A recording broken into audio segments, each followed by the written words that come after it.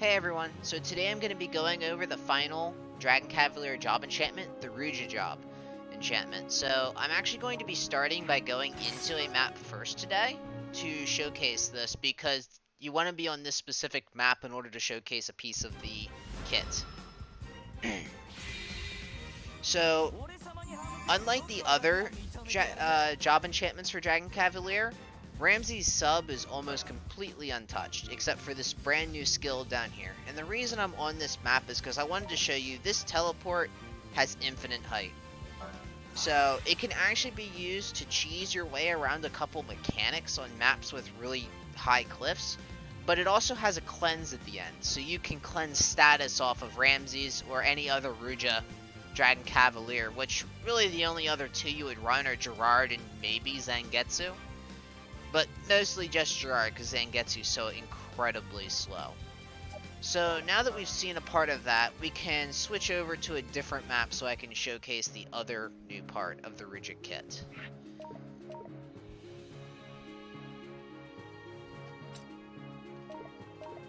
So we'll be going back to our standard map here.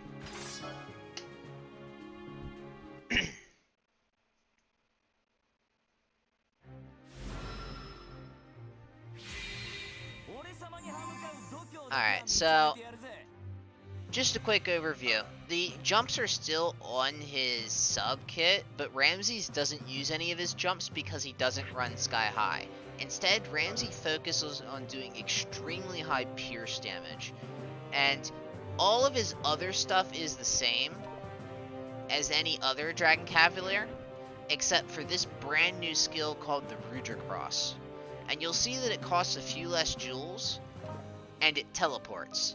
Unlike the other Dragon Cavalier job enchantments where you have the AoE come down where you place it, but your character stays in the same spot, Rudra just teleports to the location that they're going to hit. And this is a really big deal. This can be used to get Ramses across the map a lot easier, along with the teleport on his sub-kit, which helps make up for his absolutely atrocious speed. And really, these are the only changes that happen to the Rudra kit. Mostly, Ramses just going to run around and just do insane amounts of damage without any kind of charge up. And that's what he's for. He tanks decently well. He's not a tank per se, but he can take a lot of hits. And then he just outputs an extreme amount of pain. And he's going to have a bunch of supports from the Desert Wind units that will help boost his damage up to incredibly high levels. You can expect to be hitting like 8 to 9k maybe with Ramses once he's buffed up with other people. And he'll just do it as consistent damage. So Ramses overall a great unit, and he's going to be really worth investing in. So let's take some time here to take a look at his Kaigan.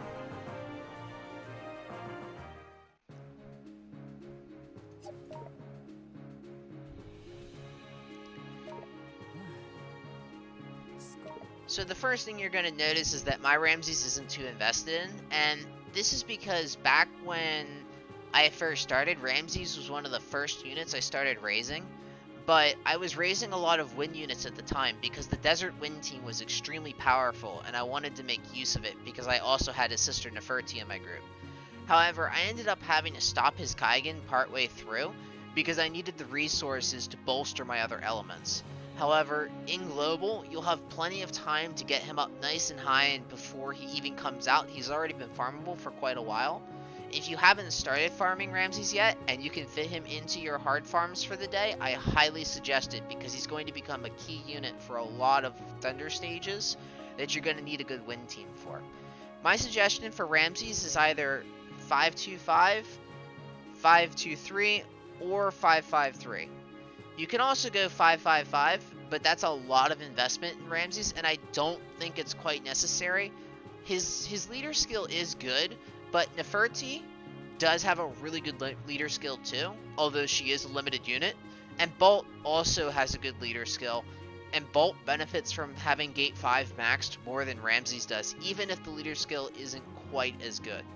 So, like every other Gate 1, 5 into it all the time, that extra HP is super nice.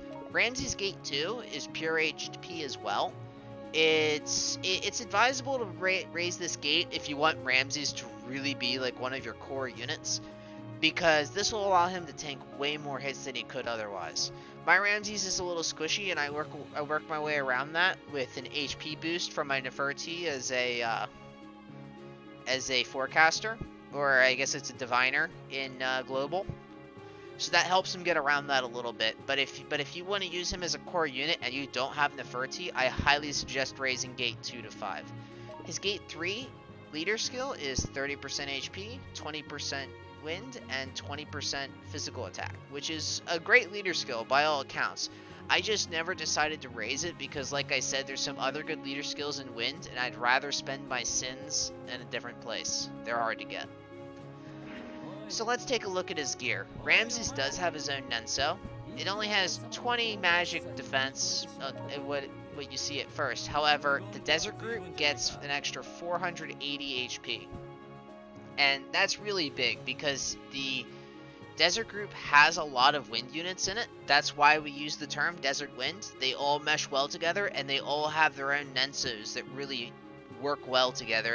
I think Gumi went out of their way to really show what the Nensos could do if they didn't have overlapping stats, and as a result, we now have a completely overtuned fire side because it was in arena, wind was just steamrolling over fire teams because wind was that powerful. His second group bonus is 13 speed and 6 thunder resistance, and that is only for Ramses and his sister Nefertiti. And I'll be going over Nefertiti later when I do a video on the Desert Wind team because it's such a powerful group, it deserves its own video. So for his other gear, we have the tried and true regen armor, HP and HP regen. What more could you want? We have the Vita ring with the 50 attack, and I explained why I used the Vita ring in the Spica video if you haven't seen that yet. And Ramses has his own VCR. It has 15 initial joules, 6 speed, and 8 pierce damage.